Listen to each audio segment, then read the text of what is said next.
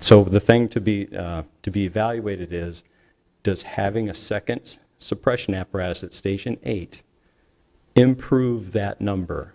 Does it improve the resident experience?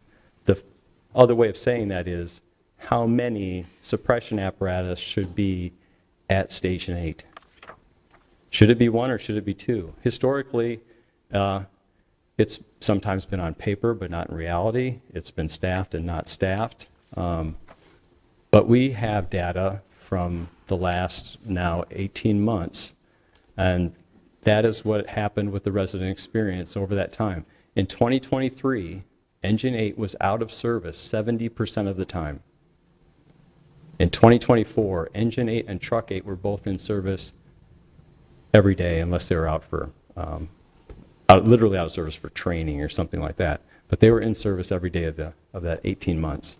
And it did not move the needle. And that, and I've talked with some of you, when I talk to the people at Station 8, is there's not a metric that says continue to do this, because the resident experience has not benefited from it. The reason I'm sitting in this seat is probably because of your budget cuts for Station 6. And you remember the first meeting that we had together? Councilman Coleman was there, and Rick Clark. Do you remember that? I remember it really, really well, Chief, where you got your map out, showed me the circles, you said response times are great, you know, South Side's running great. And I said, no, that's not the case. The reason I ran for council is I waited 12 minutes in the parking lot of Barada's restaurant for an ambulance for one of my residents. Oh, no, that's not true. That's not true.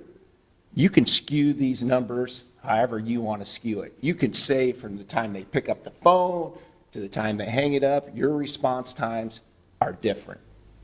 Station 8 and Station 9 has always had an engine in it for the longest time, until we don't have enough staff to put them in service. And then you've decided that we're not going to hire enough people. You might be the only department head that I know that have been begged to hire more people, and you've chosen not to do that. Our priority is public safety. We've all campaigned on that. That's what our residents want. And if you choose to take frontline apparatus out of service, and you choose to give us a recommendation, then I'm sorry.